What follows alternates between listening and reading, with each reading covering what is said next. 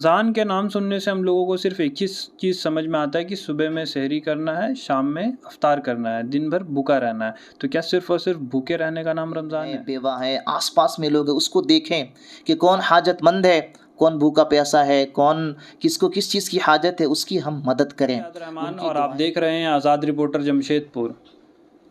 ہم ماہ رمضان میں داخل کر چکے ہیں۔ ماہ رمضان آخر ہے کیا؟ اس پر بات کرنے کے لیے آج ہمارے ساتھ ہمارے خاص مہمان مسجد کنز الایمان کے خطیب و امام مفتی آفتاب قادری موجود ہیں۔ حضرت سب سے پہلے آزاد رپورٹر جمشید پور کو سمے دینے کے لیے بہت بہت شکریہ۔ حضرت رمضان ہے کیا؟ السلام علیکم ورحمۃ اللہ وبرکاتہ۔ سب سے پہلے تو تمام لوگوں کو، تمام مسلمانوں کو، تمام لوگوں کو رمضان پاک کا مہینہ یہ بہت بہت مبارک ہو۔ رمضان پاک یہ خاص اللہ کا انعام ہے، یہ خاص مہمان مہینہ بھی ہے بحمدہ تعالی۔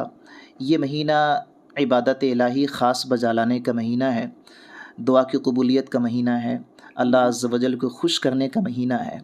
یہ مہینہ ایسا ہے کہ جس مہینے میں نفل کا ثواب فرض کی اتنا ہو جاتا ہے، فرض کا ثواب 70 گنا کیا ہے زیادہ ہو جاتا ہے۔ یعنی بندہ کوئی بھی عمل بجا لائے، کوئی بھی اعمال بجا لائے، اسے اس کا 10 سے لے کے 700 گنا تک کیا ہے ثواب کیا ہے اس کو زیادہ ملتا ہے۔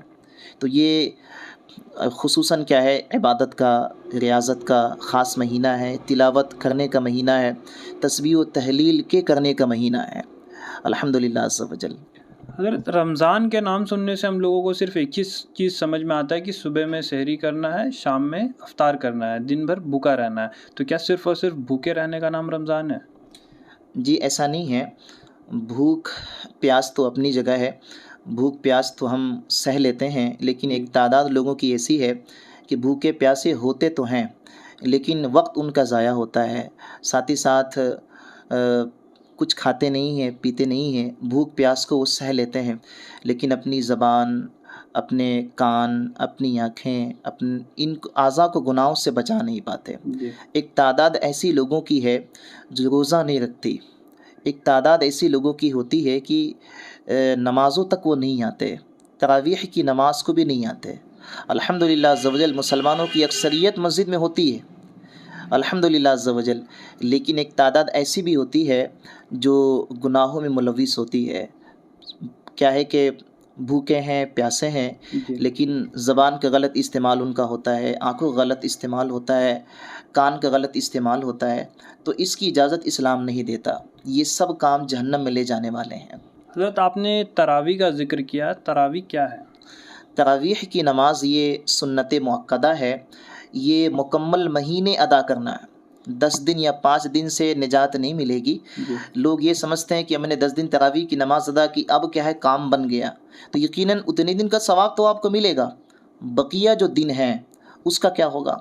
تو مکمل مہینے کیا ہے تراویح کی نماز یہ کیا ہے سنت مؤکدہ ہے۔ مکمل مہینے آپ نے کیا ہے چاند دیکھ کے اسٹارٹ کرنا ہے، چاند جب دکھ جائے شوال کا تو کیا ہے ہمیں کیا ہے تراویح کی نماز بند کر دینی ہے۔ حضرت ہماری زندگی میں رمضان کا جو مہینہ آتا ہے تو اس میں کیا اہمیت کیا ہے ان کی، اس مہینے کی؟ اہمیت اس کی بہت زیادہ ہے، اتنی اہمیت اس کی ہے زید بھائی، آپ اسے یوں سمجھے کہ بہت سے لوگ گزشتہ رمضان میں ہم سبوں کے بیچ تھے لیکن آج وہ نہیں ہیں، آج وہ موجود نہیں ہیں۔ آج ہمیں آپ کو اللہ نے یہ مہینہ عطا فرمایا، غنیمت ہمیں جاننا ہے اور اس میں زیادہ سے زیادہ وقت ہمیں کیا ہے تلاوت میں دینا ہے، زیادہ وقت ہمیں مسجد میں دینا ہے، زیادہ وقت ہمیں کیا ہے کہ اللہ کی عبادت میں دینی ہے۔ آج یہ دیکھا جاتا ہے کہ لوگ اس مہینے میں کمائی پہ توجہ زیادہ دیتے ہیں، یعنی دنیا کمانا وہ زیادہ چاہتے ہیں کہ دنیا زیادہ کما لے، اپنی دکان زیادہ چلے، اپنا یہ دنیا کا بزنس زیادہ چلے، حالانکہ یہ مہینہ نیکیوں کے کیا ہے کمانے کا مہینہ ہے، زیادہ نیکیاں حاصل کرنے کا مہینہ ہے، اللہ کو منانے کا مہینہ ہے، اس کی خوشنودی پانے کا مہینہ ہے، زیادہ پیسہ کمانے کا مہینہ نہیں ہے۔ چلتے چلتے ہمارے درشکوں کو آپ اس ماہ رمضان میں کیا پیغام اپنی جانب سے دینا چاہیں گے؟ ہم پیغام یہی دینا چاہتے ہیں کہ آپ اپنے مال کا زکوٰۃ مکمل نکالیں، فطرہ بھی آپ ادا کریں اور اس مال سے فطرہ آپ دیں کہ جس سے فائدہ زیادہ ہو لوگوں کا، غریبوں. فطرہ کا آپ نے ذکر کیا، تو فطرے میں عموماً دیکھا جاتا ہے کہ گیہوں جو کے حساب سے ہی نکال کر کے فطرہ ادا کر دیا جاتا ہے. کھجور، کشمش یا دیگر اور بھی جو چیزیں ہیں اس کے کنسیپٹ پر نہیں جایا جاتا ہے، تو اس پر آپ کیا کہیے گا؟ بالکل، یہ لوگوں کا معمول بنا ہوا ہے کہ جس چیز کی قیمت سب سے کم ہے اس کے حساب سے کیا ہے وہ فطرہ نکالتے ہیں.